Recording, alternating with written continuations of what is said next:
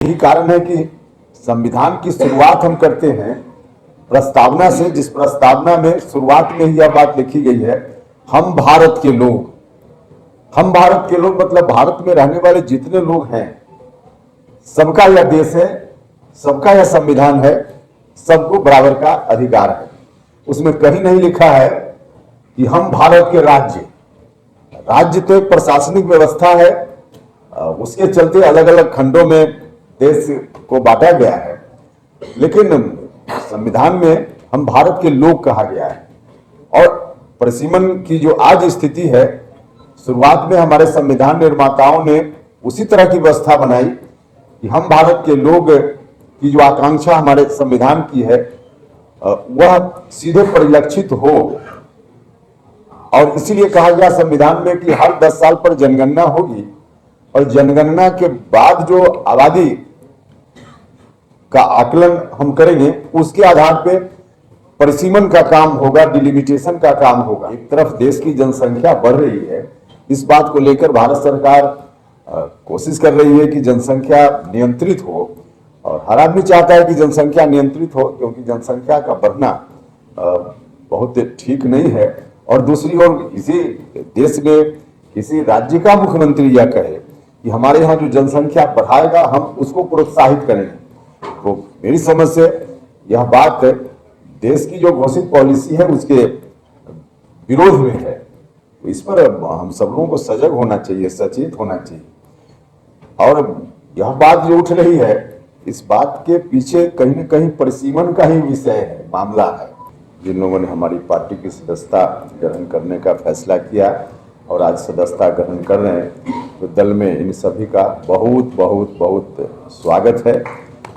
और हमारा विश्वास है कि इन सभी लोगों के दल में आने से दल को काफ़ी ताकत मिलेगी।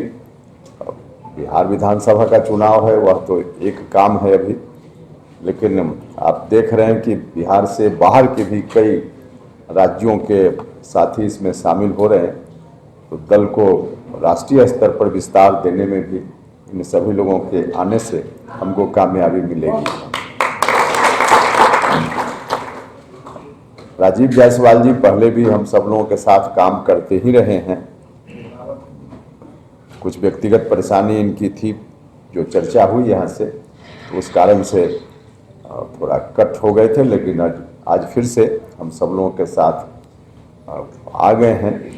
तो तब भी जब हमारे साथ थे तो कभी गुवाहाटी में, नॉर्थ ईस्ट में, कई जगह हरियाणा में, उस वक्त भी पार्टी के काम को संचालित करते रहते थे।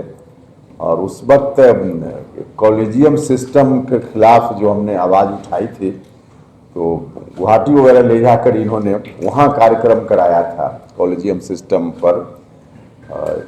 जब हमने शुरुआत की थी इस विषय की, तो उस वक्त बहुत सारे लोगों को पता ही नहीं था कि वास्तव में क्या है स्थिति सुप्रीम कोर्ट और हाई कोर्ट के जजों की बहाली के संबंध में।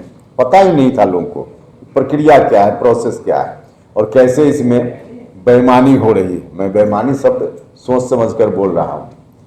तो वह जो बेईमानी हो रही थी, मेरा ध्यान गया और उस वक्त हमने अभियान की शुरुआत की। और अब तो धीरे धीरे बात बहुत दूर तक चली गई है। यह बात ठीक है कि जितना उसमें होना है, जो हम चाहते हैं, अभी तक वहाँ तक नहीं पहुँच पाए हम। लेकिन अब जब महामहिम राष्ट्रपति जी भी बोल रही हैं जो हम उस वक्त बोलते थे, तब निश्चित रूप से बात बहुत दूर तक पहुंच गई। इस बात का यह प्रमाण है। और धीरे धीरे उस दिशा में हम बढ़ रहे हैं जिस दिशा में हम बढ़ रहे हैं। उस संदर्भ में भी थोड़ी चर्चा हम करेंगे, लेकिन एक बड़ा विषय है जिस विषय पर हम लोग पहले भी यहाँ चर्चा कर चुके हैं, और वह है परिसीमन का। परिसीमन की बात हम फिर से इसलिए थोड़ी चर्चा करना चाहते हैं। ये अभी 2-3 दिन पहले हमने देखा कि दक्षिण के एक राज्य के माननीय मुख्यमंत्री जी ने कहा है कि जनसंख्या लोग बढ़ाएं उस राज्य में, और जो परिवार जनसंख्या बढ़ाएगा उसको अलग से इंसेंटिव देंगे, प्रोत्साहित करेंगे। यह बात समझ से परे है। एक तरफ देश की जनसंख्या बढ़ रही है, इस बात को लेकर भारत सरकार कोशिश कर रही है कि जनसंख्या नियंत्रित हो, और हर आदमी चाहता है कि जनसंख्या नियंत्रित हो, क्योंकि जनसंख्या का बढ़ना बहुत ठीक नहीं है। और दूसरी ओर इसी देश में किसी राज्य का मुख्यमंत्री यह कहे कि हमारे यहाँ जो जनसंख्या बढ़ाएगा हम उसको प्रोत्साहित करेंगे, तो मेरी समझ से यह बात देश की जो घोषित पॉलिसी है उसके विरोध में है। तो इस पर हम सब लोगों को सजग होना चाहिए, सचेत होना चाहिए।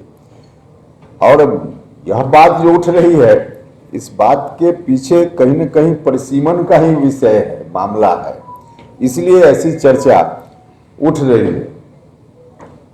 देखिए, परिसीमन एक ऐसा विषय है जो संविधान ने अधिकार दिया है, और संविधान ने अधिकार दिया न सिर्फ परिसीमन का, बल्कि हिंदुस्तान का कोई भी व्यक्ति चाहे कहीं भी उसका जन्म हुआ हो, किसी का जन्म केरल में हुआ हो, तमिलनाडु में हुआ हो, बिहार में हुआ हो, झारखंड, महाराष्ट्र, गुजरात, कहीं भी, सबका मान बराबर है।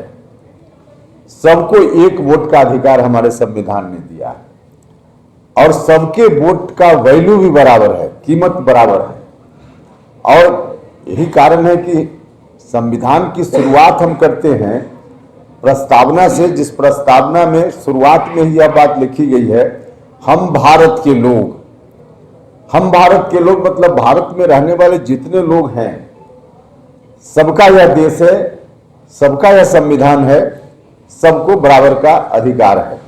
उसमें कहीं नहीं लिखा है कि हम भारत के राज्य। राज्य तो एक प्रशासनिक व्यवस्था है, उसके चलते अलग अलग खंडों में देश को बांटा गया है, लेकिन संविधान में हम भारत के लोग कहा गया है। और परिसीमन की जो आज स्थिति है, शुरुआत में हमारे संविधान निर्माताओं ने उसी तरह की व्यवस्था बनाई कि हम भारत के लोग की जो आकांक्षा हमारे संविधान की है वह सीधे परिलक्षित हो। और इसीलिए कहा गया संविधान में कि हर 10 साल पर जनगणना होगी, और जनगणना के बाद जो आबादी का आकलन हम करेंगे उसके आधार पे परिसीमन का काम होगा, डिलिमिटेशन का काम होगा।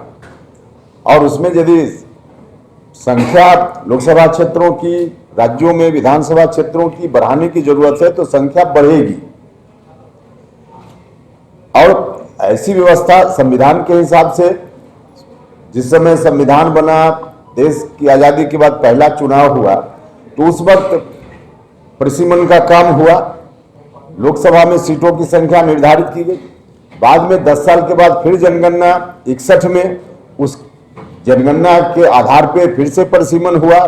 उस वक्त फिर कुछ सीटों की संख्या बढ़ी लोकसभा में, 71 में हुआ, उसके आधार पे सीटों का निर्धारण हुआ, संख्या बढ़ी। लेकिन 71 के बाद 76 में यह काम रोक दिया गया। संविधान की जो आत्मा है, उस आत्मा के खिलाफ एक संशोधन हुआ, और उस संशोधन का परिणाम है कि पिछले 50 वर्षों से परिसीमन का काम संविधान की इच्छा के अनुरूप नहीं हो रहा है, जिसका नतीजा यह भी है कि देश के कुछ राज्य हैं जहां 21 लाख लोग मिलकर एक एमपी भेजते हैं, और देश के बहुत सारे राज्य हैं जहां 31 लाख लोग मिलकर एक एमपी भेजते हैं। तो कहीं 21 लाख लोग को एक रिप्रेजेंटेटिव भेजने का अधिकार, और कहीं 31 लाख लोग मिलकर ऐसा कर पाते हैं। यह हम भारत के लोग जो हम प्रस्तावना में लिखते हैं उसके अनुरूप नहीं है। उसके अनुरूप करने के लिए आवश्यकता इस बात की है कि 2026 तक यह जो रोक है वह रोक अब आगे न जारी रहे, और 27 में फिर से जनगणना होगी, भारत की सरकार ने कहा है। तो उस जनगणना में जो आबादी आएगी, उस आबादी के आधार पर परिसीमन का काम हो, जो हमारा संविधान कहता है, और उस हिसाब से जहां सीटों की संख्या जो होगी इसका निर्धारण होना चाहिए। तो यह बात ऐसी है, हमने मुझको लगता है कि परिसीमन हो और परिसीमन फिर नहीं हो, आगे रोक जारी रहे, दो तरह की बात है। कुछ लोग आज भी चाहते हैं कि परिसीमन पर रोक आगे भी जारी रहे, 50 साल तक से रोक है, आगे भी जारी रहे, ऐसा जो लोग चाहते हैं। उन्हीं में से किसी राज्य के मुख्यमंत्री ने कहा कि जनसंख्या हमको बढ़ाना है, तो एक तरफ यह बात चल रही, तो जो लोग यह कह रहे हैं कि परिसीमन पर रोक जारी रहे, उनकी ओर से तो आवाज उठ रही है। पार्लियामेंट चल रहा था तो पार्लियामेंट के अंदर भी रोज आवाज उठती थी कि रोक जारी रहे, रोक जारी रहे। लेकिन रोक जारी न रहे, परिसीमन पर रोक खत्म हो जाए और आगे परिसीमन हो, इस पक्ष में आवाज अभी तक नहीं उठ रही थी।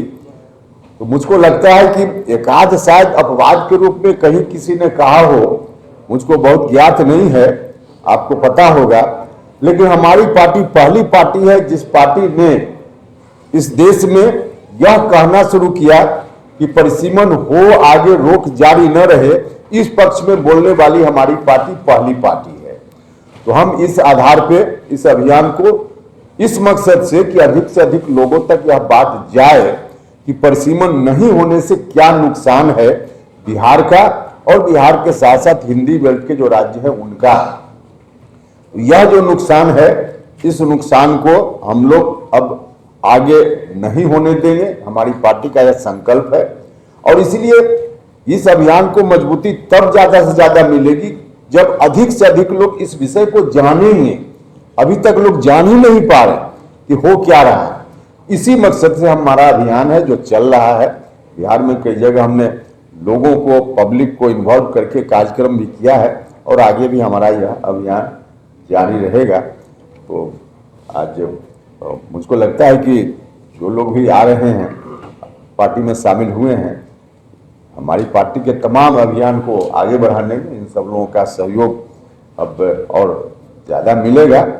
और कॉलेजियम सिस्टम के समय जिस तरह गुवाहाटी ले जाकर आप मीटिंग कराते थे राजीव जी, इस विषय पर भी बिहार से बाहर भी हम दूसरे राज्यों में जाएंगे और इन सभी लोगों की मदद हमको मिलेगी।